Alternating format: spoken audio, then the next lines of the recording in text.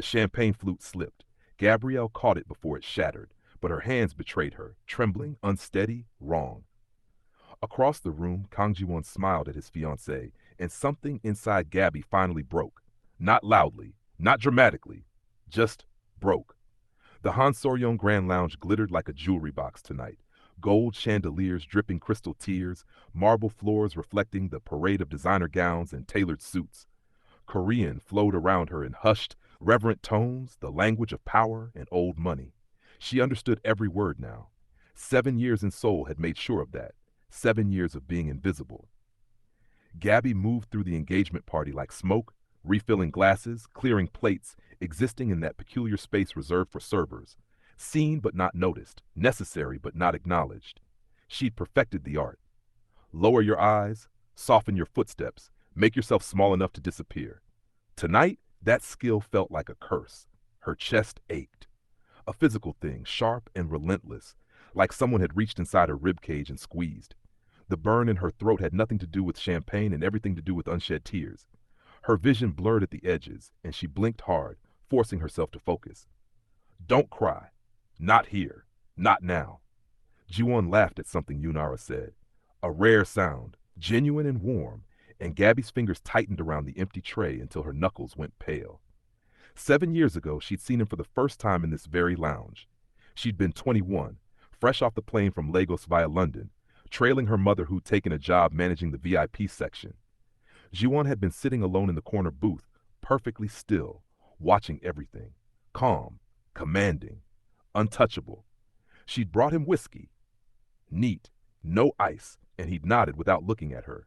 That nod had destroyed her life, because she'd spent 7 years hoping for another one. A glance, a word, anything. Instead, she'd watched him bring other women here. Actresses with porcelain skin and perfect Korean. Models who laughed too loud and touched his arm. Politicians' daughters who fit into his world without translation. And now, a wife. The weight of wealth pressed down on her shoulders, designer perfume, imported roses, the casual way these people wore power like second skin. Gabby had learned to navigate their world, but she'd never belonged to it. She'd never belonged to him. Her fingers found her work badge, the plastic rectangle that had been her identity for 7 years. Without thinking, without hesitating, she slipped it off and placed it gently on an abandoned tray of empty glasses. The Seoul night called to her through the floor-to-ceiling windows, neon and noise and freedom. For the first time in 7 years, Gabrielle Okoye walked away from Kang Jiwon. She didn't know he was watching. If you've ever loved someone who didn't see you, truly see you, hit that like button right now. And subscribe, because what Gabby does next, it changes absolutely everything. Drop a comment telling me where you're watching from, and I promise you, when Jiwon finds out what she's about to do, he's going to lose his damn mind. The apartment was smaller than a closet in the lounge.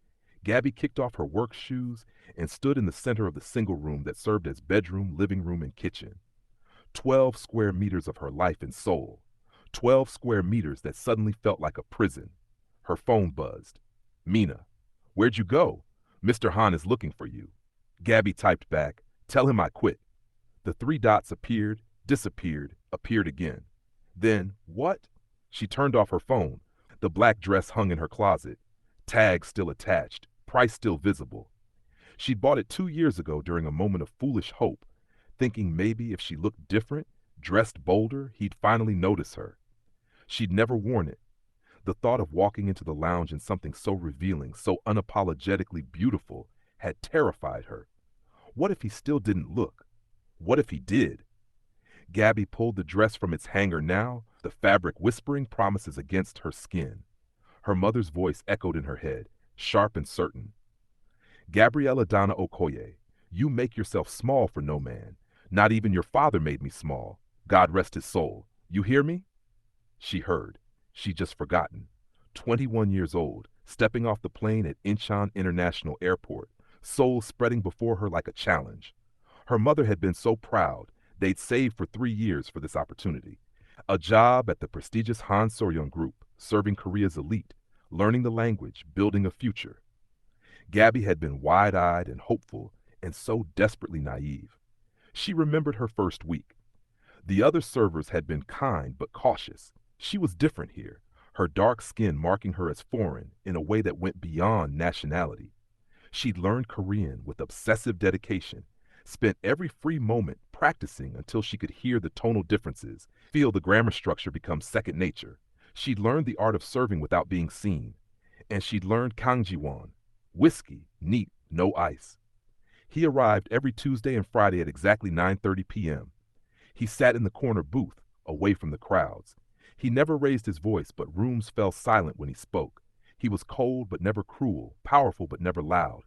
He remembered everyone's name, everyone except hers. For 3 years she'd been Miss, or excuse me. In year 4 he'd finally asked, "What's your name?" "Gabrielle, Gabby," he'd nodded. "Gabby, thank you." Her heart had soared for weeks. Then he'd brought a woman, an actress, stunning and sophisticated. And Gabby had served them both, invisible again. The pattern repeated. Different women, same indifference. She'd watched him with each one, tried to understand what they had that she didn't. Confidence? Beauty? The right last name? She'd changed her hair, learned to do makeup the Korean way, wore red once, her mother's favorite color on her, the shade that made her skin glow. That night, Jiwon had complimented another woman wearing red at the next table. Gabby had gone home and cried until dawn. Her phone buzzed again. She'd forgotten to turn it fully off. Mina had sent 15 messages. The last one read, "He's getting married, Gab. Let him go, please. You deserve better than this." Gabby stared at those words. You deserve better. And something shifted inside her chest. 7 years. 7 years of quiet, stupid, relentless love for a man who looked through her like glass. She stripped off her work uniform, the black slacks and white blouse that screamed staff, and stepped into the shower. The hot water scalded her skin, but she welcomed the pain. It meant she could still feel something other than emptiness. When she emerged, she didn't recognize herself in the mirror. The black dress hugged every curve her uniform had hidden. The neckline dipped just low enough to be daring. The hem hit mid-thigh. She looked like someone who belonged in the lounge as a guest, not as help. Red lipstick. Her mother's voice again. Red lips, baby girl. That's power. Heels she'd never dared to wear. Black, sleek, dangerous. Her hair, usually pulled back in a practical bun, fell in loose curls around her shoulders. Gabrielle looked at her reflection and whispered, "I am not invisible." The words felt like a prayer, like rebellion, like freedom. Mina called. This time Gabby answered. "Where are you going?" Mina's voice was worried. "Out." Gabby. "I'm not going to his wedding, Min. I'm going to forget him." A pause. Then softer. "You look beautiful, don't you?" Gabby smiled, a real smile, the first in months. "I do." "Then go, dance, laugh, find someone who sees you." She grabbed her clutch and walked out into the soul night, leaving 7 years of invisibility behind. She had no idea that choosing herself would make someone else finally choose her too. Club pulse swallowed her whole. Bass pounded through the floor, vibrating up through Gabby's heels and into her chest where her heart used to be. Neon lights, electric blue, violent pink, toxic green, slashed through the darkness, painting the writhing crowd in colors that didn't exist in nature. Bodies moved without thought, without restraint, lost in rhythm and heat and temporary freedom. Gabby stepped into that chaos like she was shedding skin.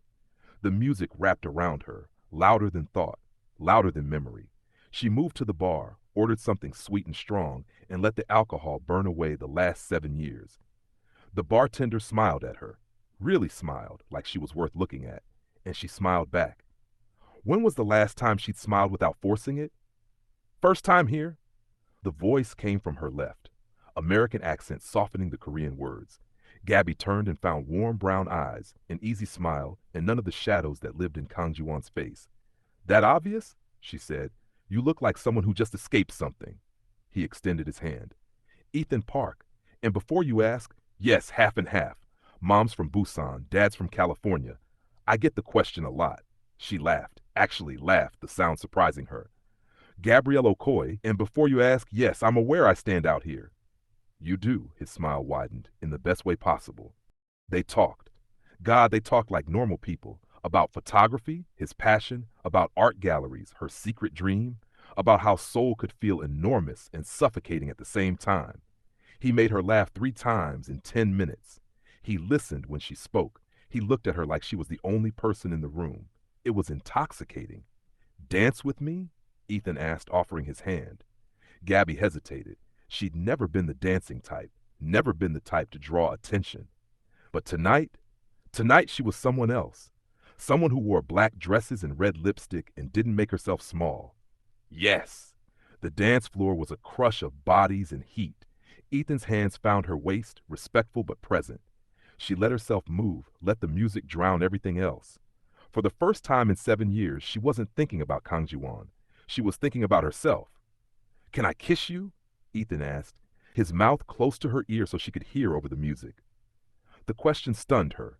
He was asking, actually asking permission, like her answer mattered. Yes, she whispered. The kiss was tender, public, liberating. His lips were soft against hers, tasting like beer and possibility. Nothing demanding, nothing possessive, just simple, honest affection. Everything Jiwon had never given her.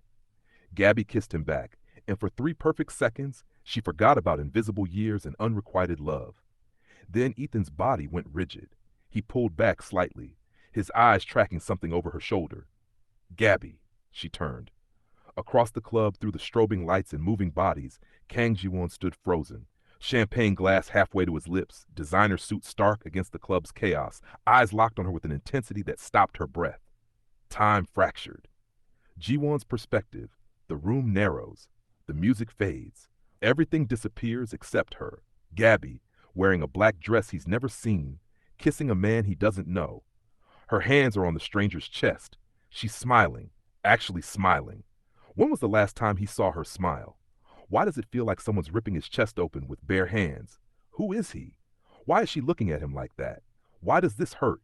His champagne glass shattered. Minho, his bodyguard, appeared at his elbow. Sir, are you? Who is that?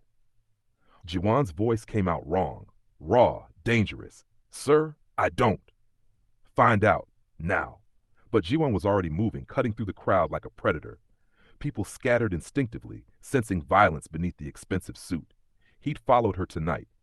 Left his own engagement party because something felt wrong when she walked out. He couldn't explain it, didn't understand it, just knew he needed to see where she went. And now this. Ethan saw him coming first. His body shifted, protective, putting himself between Gabby and whatever danger approached. Smart man.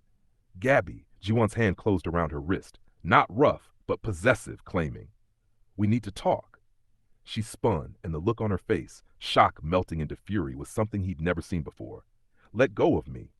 Now, he continued, as if she hadn't spoken. Gabby laughed, bitter, sharp, nothing like the soft sound he'd heard her make with the stranger. No, we don't. Go back to your fiancé, Jiwon. The use of his name, casual, dismissive, felt like a slap. Who is this? He looked at Ethan with cold assessment, the kind of look that had made grown men confess to crimes. Ethan didn't flinch. Someone who asked before touching her. You should try it. Jiwon's grip tightened fractionally. Do you know who I am? Should I care? Stop. Gabby yanked her wrist free, stepping between them. Her chest heaved, eyes blazing. Both of you, just stop. Jiwon started. No? Her voice cut through everything. Music, tension, 7 years of silence. You don't get to do this. You don't get to show up here and act like you have any right to me. I need to explain. Explain what? That you finally noticed me? That it took another man kissing me for you to see I exist? She was shaking now, rage and pain vibrating through her. I'm done, Jiwon. I'm done being invisible. She grabbed Ethan's hand and walked away. For the first time in his carefully controlled life, Kang Jiwon didn't know what to do. Minho appeared beside him. Sir, Miss Yoon is calling. She's asking where. I don't care. Because the only thing Jiwon could see was Gabby's hand in another man's, walking away from him. And the terrifying realization that he'd never actually wanted anything this badly before. Not power, not respect, not safety, just her. Rain fell like accusation. Outside Club Pulse, Seoul's neon lights bled into puddles. Pink and blue watercolor bleeding across concrete. Gabby stood beneath the club's awning, Ethan beside her, both of them catching their breath. That was, Ethan started. I'm sorry. Gabby turned to him, guilt crashing through her adrenaline. I shouldn't have dragged you into. Hey, he touched her shoulder gently. I'm fine, but you're shaking. She was. Her whole body trembled with 7 years of words finally finding their voice. The club door slammed open. Jiwon emerged like a storm, Minho trailing behind with an umbrella. Water immediately soaked his shoulders, his perfectly styled hair, but he didn't seem to notice. His eyes found Gabby and locked. "Leave," he said to Ethan. "Not a request." "No." Ethan moved closer to Gabby. "You don't understand what you're—" "I understand enough." Ethan's voice stayed calm, but his body was tense. "I understand she asked you to leave her alone." Jiwon took a step forward. "Stop." Gabby pushed between them again, and suddenly everything inside her, 7 years of silence, swallowed words, invisible pain, erupted. "You want to talk, Jiwon? Fine, let's talk." Rain soaked through her dress, her hair, but she didn't care. "Do you know how many women you brought to the lounge? How many times I served you and whatever actress or model or politician's daughter you were with that week?" "I do. 37. I counted every single one." Jiwon's face went pale. "Do you remember the red dress?" Her voice cracked. 3 years ago, February. I wore red because my mother said it was my color. You walked in with that woman, the one with the white coat, and you told her red looked beautiful on her. I was standing 3 feet away. You looked right through me." "Gabby, I didn't—" "You never did. That's the point." Rain and tears mixed on her face. "I learned Korean for you. Perfect Korean. No accent. I learned how you take your whiskey, what nights you'd come in, what mood you'd be in based on how you walked. I memorized you, and you never even learned my name until year 4. I asked. Once. You asked once, and I thought, God, I was so stupid. I thought maybe that meant something. But the next week you brought another woman, and I realized I was still just furniture to you." Juwan's jaw worked. "You were never—" "I was." The words ripped out of her. "I was furniture. I was wallpaper. I was invisible. And tonight was supposed to be the night I finally stopped loving you." The confession hung in the rain-soaked air. Jiwon stared at her. "You what?" "7 years." Gabby's voice dropped to a whisper. "I loved you for 7 years. Silently. Stupidly. Completely. And you never saw me. Not once. Not until someone else did." Something shattered in Jiwon's expression. Shock, realization, something that looked almost like pain. "I didn't know. How could you?" Gabby laughed bitterly. "I made sure you wouldn't, because I knew if you knew, you'd pity me. Or worse, you'd be kind about it. And I couldn't survive your kindness." Ethan touched her elbow gently. "Gabby, we should go." "Yes." She looked at Jiwon one last time. "Congratulations on your engagement. I hope she makes you happy." She turned to leave. Jiwon's hand shot out, catching her wrist. "Don't. Let me go. I can't." His voice was raw, unfamiliar. I can't let you walk away." "Why?" She spun back, fury reigniting. "Why now? Why do you suddenly care?" "I don't know." The admission seemed to cost him. "I don't know, but watching you with him, watching you smile like that, it felt like what? Like dying." The words fell between them, naked and desperate. Gabby pulled her wrist free. "That's not love, Jiwon. That's possession. That's jealousy. That's you finally wanting something because someone else has it." "No." "Yes." She stepped back. "I'm not a toy you suddenly want because another kid picked it up. I'm a person you ignored for 7 years. And I'm done. Do you hear me? I'm done waiting for you to see me." She walked away with Ethan, and this time Jiwon didn't follow. Minho appeared with the umbrella. "Sir." "Should I?" "No." Jiwon stood in the rain, watching her disappear into Seoul's neon maze. "Get me everything on that photographer. Everything." "Sir, and find out where she lives now." Minho hesitated. "Sir, Miss Yoon has called 17 times. I don't care about Yoonara." Jiwon's voice was hollow. "I never did." The rain fell harder, but Jiwon barely felt it. All he could feel was the ghost of Gabby's words, the 7 years he'd wasted, and the terrifying certainty that he just lost something irreplaceable. Because she was right, he'd never seen her, until she was already gone. 3 days later, Gabby sat across from Ethan at a cafe in Itaewon, watching him talk about his upcoming photography exhibit. He was kind, funny, present, everything she thought she wanted. But her mind kept drifting to Tuesday nights and whiskey served neat. "You're not listening," Ethan said gently. Gabby blinked. "I'm sorry. It's okay." He reached across the table, squeezed her hand. "You don't have to pretend with me." Guilt twisted in her stomach. Ethan deserved better than half her attention, half her heart. He deserved someone who wasn't haunted by a man who'd never wanted her. Her phone buzzed. "Mina. Girl. Jiwon's been asking about you. At the lounge. He came in 3 times this week." He never comes in that much. Gabby's heart stuttered traitorously. He asked where you live. What you're doing. He looks like hell, Gab. I've never seen him like this. She typed back, it's too late. He had 7 years. But her fingers trembled. That night, alone in her apartment, she pulled up the Han Soryeon Lounge's Instagram, scrolled through the photos, looked for him in the background of every shot like an addict searching for a fix. She hated herself for it. I'm pathetic, she whispered to her empty apartment. 2 weeks passed. Ethan's exhibit opened at a small gallery in Gangnam. Gabby wore a blue dress, safe, unremarkable, and tried to feel excited for him. The photographs were beautiful. Seoul at dawn, street vendors, the city's hidden corners. She was studying a shot of Namsan Tower when the air in the room changed. She felt him before she saw him. Kang Jiwon stood at the gallery entrance, eyes scanning the crowd until they found her. He looked different, exhausted, slightly disheveled, like he hadn't slept in days. Their gazes locked, and Gabby's breath caught. Ethan appeared at her elbow. That's him, isn't it? Yes. Jiwon walked toward them, purpose in every step. People moved aside instinctively. You need to leave, Ethan said when Jiwon reached them. You don't know her. Jiwon's voice was low, dangerous. I know enough. Ethan's calm cracked, thus showing anger underneath. I know she deserves better than a man who only noticed her when someone else did. I know she spent 7 years loving you while you treated her like she didn't exist. I know she's better off without you. The words hit Jiwon like physical blows. His jaw clenched, his hands flexed. For a moment, Gabby saw something raw and broken in his eyes, the realization that Ethan was right.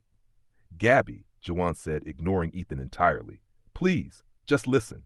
No. She grabbed Ethan's hand, needing the anchor. You don't get to do this. Not here. Not now. She walked away, leaving Jiwon standing alone among photographs of a city he suddenly didn't recognize. Outside, she finally let herself cry. Gabby's apartment door was unlocked. She knew immediately something was wrong. She always locked it, obsessively, automatically. Her hand hovered over her phone, ready to call the police when she heard movement inside. She pushed the door open slowly. Kang Jiwon sat on her small couch, looking profoundly out of place in her 12-square-meter world. His suit jacket was gone, shirt sleeves rolled up, tie loosened. He looked up when she entered, and the exhaustion in his face shocked her. How did you? Fury ignited. Get out! I need to talk to you. You broke into my apartment. Her voice rose, hands shaking. You have no right to be here. I know. He stood slowly. I know, but you won't answer my calls. You blocked my number. His voice cracked. I can't sleep. I can't think. Every room you're not in feels empty. That's not my problem. Gabby, please. No. She threw her purse on the counter. You don't get to break into my home and act like you're the victim here. You had 7 years, Jiwon. 7 years to notice me, to see me, to... I saw you. The confession stopped her cold. I always saw you. That's a lie. No. He moved closer, and she saw something desperate in his eyes. I noticed you the first month you worked there. The way you hummed while cleaning tables. Some old song I didn't recognize. The way you never flinched when I walked in, when everyone else got nervous. You just smiled, like I was normal. Gabby's breath caught. I noticed when you learned Korean, when you stopped needing to check the menu translations. I noticed when you changed your hair, when you wore red, when you started arriving 15 minutes early every shift. His voice dropped. I noticed everything, and it terrified me. Why? The word came out broken. Because you made me want something other than control.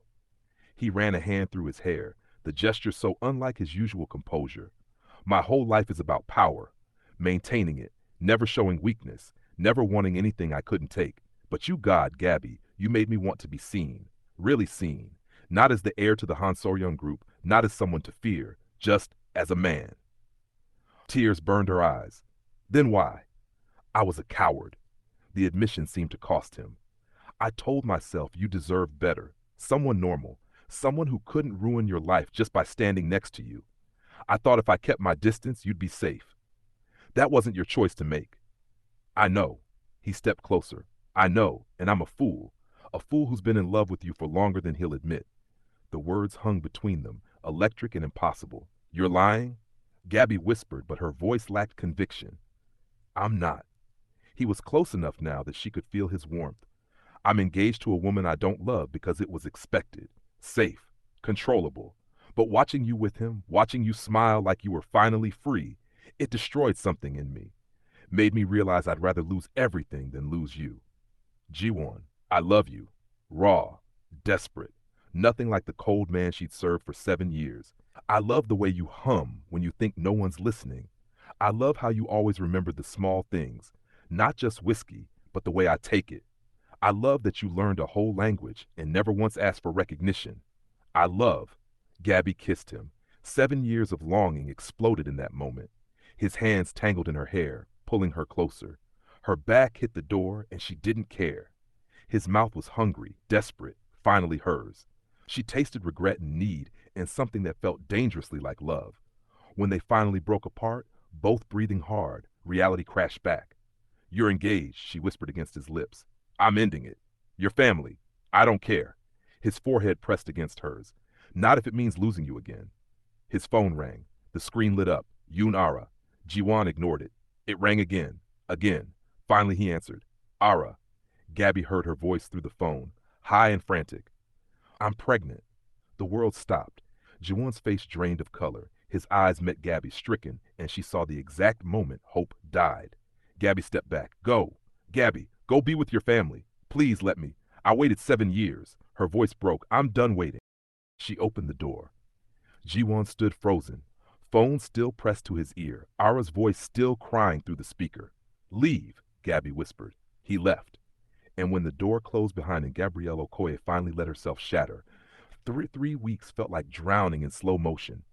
The news broke everywhere. Kang Jiwon and Yoon Ara expecting their first child. Society pages ran photos of Ara with her hand on her still flat stomach, radiant and victorious. The wedding was moved up. His family issued statements about honor and legacy and the next generation. Gabby watched it all from her apartment, unable to look away, unable to breathe. She'd quit the lounge, stopped answering Mina's calls, spent her days in bed staring at the ceiling, her nights crying until there was nothing left. Ethan tried.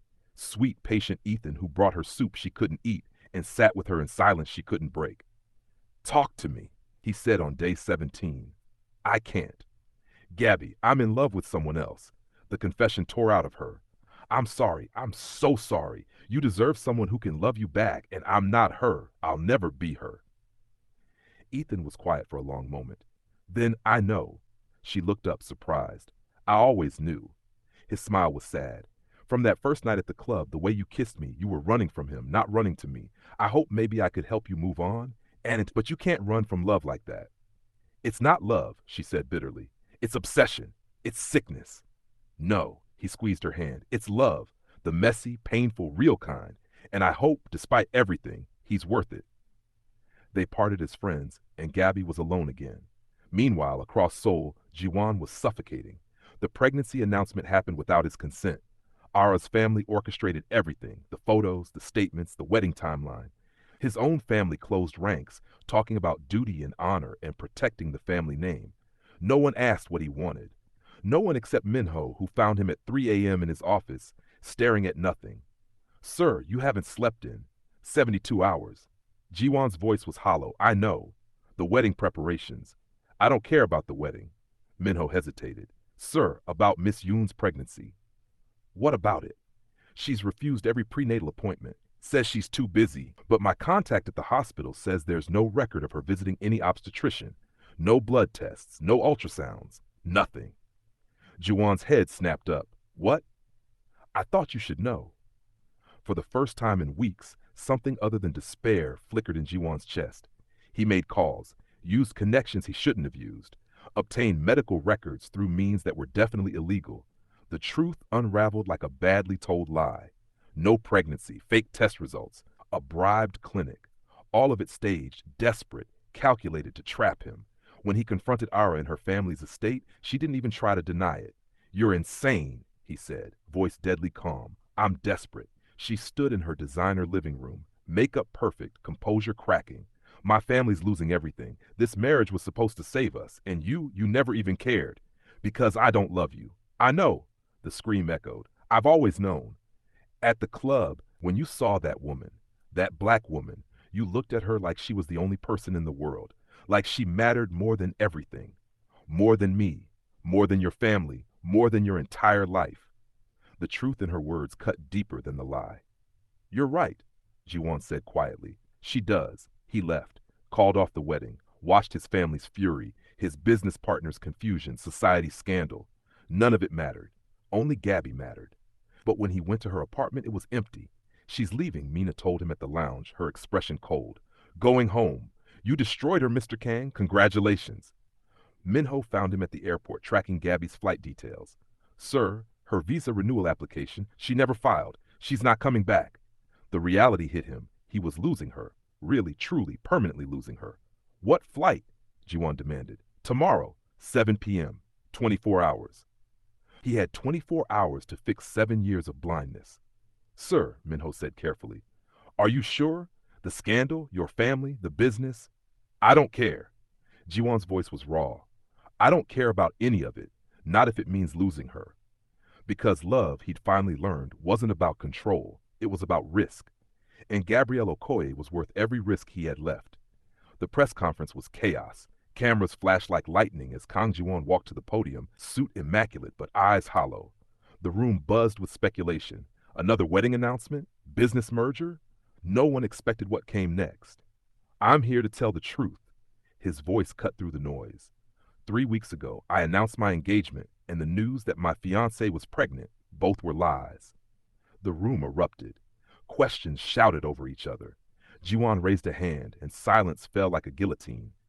Yunara fabricated the pregnancy to secure our marriage. I was complicit in this lie, not because I knew about the deception, but because I agreed to marry someone I didn't love, because it was easier than admitting I was afraid. More flashes, more shouting. Afraid of what? A reporter yelled. Of the woman I actually love. The confession landed like a bomb. I spent 7 years ignoring her, treating her like she didn't exist, because acknowledging her meant acknowledging that I wanted something I couldn't control. Something that scared me more than any business deal or family obligation. His father would disown him for this. His business partners would distance themselves. The scandal would follow him for years. He didn't care. Gabrielle Okoye. He looked directly into the cameras. If you're watching this, I see you. I've always seen you. And I'm sorry it took me so long to be brave enough to say it out loud. I love you, and I'm done hiding from that. He walked off the stage to absolute pandemonium. Minho met him at the side door. Sir, your father called. I know. Jiwon was already moving. What time is it? 5:15 p.m. Her flight? 7 p.m. But sir, security at Incheon. I don't care. Drive. At Incheon International Airport, Gabby sat at gate 47, numb and going through motions.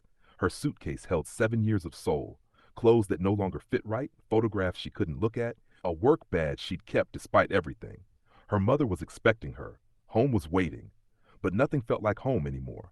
Her phone buzzed. Mina, turn on the news. Now. Gabby frowned, pulling up a news app. The headline made her heart stop. Kang Jiwon cancels wedding, exposes fake pregnancy, declares love for mystery woman. Her hands shook as she clicked the video. Watched him stand at that podium, watched him destroy everything he'd built, watched him say her name, her full name, to the entire country. I see you. I've always seen you. Tears blurred her vision. Around her, other passengers glanced at their phones, at the news, then at her. Recognition dawned on a few faces. The boarding announcement crackled. Flight 072 to London, now boarding rows 30 through 40. Gabby stood on autopilot, boarding pass trembling in her hand. Then the terminal erupted. Security guards shouted. People turned. And through the crowd, disheveled and desperate, came Kang Jiwon. His suit jacket was gone. His shirt was wrinkled. His hair, always perfectly styled, fell across his forehead. He looked nothing like the controlled man she'd known for 7 years. He looked human. Sir, you can't. A security guard grabbed his arm. Jiwon shook him off, eyes scanning the crowd until they found her. The entire terminal went quiet. He walked toward her slowly, and with each step, Gabby's carefully constructed walls cracked a little more. When he reached her, he stopped, breathing hard, and for a long moment they just stared at each other. I don't deserve you, Jiwon said finally. His voice carried in the silence. I know that. I know I hurt you. I know I wasted 7 years being a coward. But I love you, Gabby, and if you get on that plane, I'll respect it. I'll let you go. But please, his voice cracked, please give me a chance to prove I can be the man you deserved 7 years ago. Final boarding for Flight 72 to London. Final boarding. Gabby's throat closed. You hurt me. I know. He stepped closer. And I'll spend my life making up for it if you let me. You ignored me for 7 years. I did, and I'll never forgive myself for that. But I'm here now. I'm seeing you now, and I'm begging you. Don't leave. The boarding pass crumpled in her fist. Why should I believe you? You lost everything today, your family, your reputation. How do I know you won't resent me for it? Because losing all of that, Jiwon's eyes shone. It felt like relief, but losing you, that would destroy me. Around them, passengers watched with held breath, some filming, some crying, all of them invested in this moment. 7 years, Jiwon. Gabby's voice broke. Why should I believe you now? Because I'm here. He opened his arms, like showing her his vulnerability. Losing everything else, and I'd do it again. I'd do it 1,000 times for one chance with you. The loudspeaker. Final call for passenger Okoye. Gate 47 is closing. Gabby looked at her boarding pass. At the gate, at the life she was running toward, then at the man standing in front of her, finally awake. If I stay, she whispered, anything, I'll give you anything. Honesty, always. No more silence, no more games. You'll always know where I am, what I'm thinking, what I'm feeling. And I'm not hiding anymore. Her voice grew stronger. Not my feelings, not myself, not for you, not for anyone. I don't want you to. He stepped closer. I want all of you. The anger, the hurt, the dreams you have that have nothing to do with me. I want the woman who wore that black dress and kissed someone else and reminded me that you were never mine to lose. You were always yours. The boarding pass fell from her fingers. She walked toward him, and the airport erupted in applause. Jiwon caught her in his arms, and 7 years of distance collapsed. The kiss was desperate, public, witnessed by hundreds of strangers with their phones out, and neither of them cared. His hands cupped her face like she was something precious, something he'd almost lost. Her fingers twisted in his shirt, holding him close, making sure he was real. When they finally broke apart, both breathing hard, Gabby laughed, a watery, disbelieving sound. I can't believe you just did that. I can't believe you stayed. He pressed his forehead to hers. Thank you for staying, for giving me a chance I don't deserve. Don't make me regret it. I won't, I swear. The next 3 months felt like learning to breathe again. Jiwon courted her properly, real dates, not expensive gestures, but thoughtful ones. Coffee at sunrise before her new job at a small art gallery in Samcheong-dong. Late-night walks along the Han River where they talked about everything, his childhood, her dreams, the space between who they'd been and who they wanted to become. He showed up at the gallery every Thursday with her coffee, cream, no sugar, exactly how she took it. The first time, her coworker asked, "Is that Kang Jiwon?" "Yes," Gabby said simply. "The Kang Jiwon?" "From the news?" "Just Jiwon." They argued. Real arguments about trust, about his world bleeding into hers, about her fears that he'd wake up one day and realize she wasn't worth the scandal. "Stop," he said during one fight. "Stop diminishing yourself. You're worth every bridge I burned, every partnership I lost. You're worth more than all of it. You say that now. I'll say it forever." His intensity pinned her in place. "I'll say it when we're old and gray. I'll say it on my deathbed. You are worth everything, Gabby." When will you believe it? She was learning to.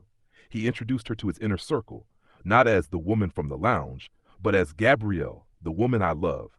Some accepted her immediately. Others took time. One business associate made a comment at dinner about exotic tastes, his smile oily and offensive. Jiwon's response was immediate. "This partnership is over." "Jiwon, I was just, get out." His voice was ice. "And if I hear you've spoken about her or anyone like that again, you'll find out exactly how far my influence still reaches." The man left. The table sat in stunned silence, and Gabby watched Jiwon choose her over money, over connections, over the comfort of ignorance. "You didn't have to do that," she said later. "Yes, I did." He laced their fingers together. Always, every time. Meeting her mother was terrifying. Mrs. Okoye arrived in Seoul like a force of nature, took one look at Jiwon, and said, "So you're the fool who made my daughter cry for 7 years?" "Yes, ma'am." "And now you think you deserve her?" "No, ma'am. But I'm hoping she'll let me try to earn that." Her mother studied him for a long moment. Then to Gabby. He grovels well. I like that. 3 months in, Gabby stayed overnight at his apartment for the first time. The penthouse was nothing like her 12 square meter world. Floor to ceiling windows overlooking Seoul, minimalist furniture, space that felt infinite. But when Jiwon looked at her in his living room, he seemed nervous. Is this okay? He asked. We can go slow. There's no pressure. Gabby kissed him, silencing the words. I've imagined this for 7 years. Let me. She took control, unbuttoning his shirt with hands that trembled slightly. He let her set the pace, following her lead, asking permission with every touch. Can I? Yes. Is this? Yes.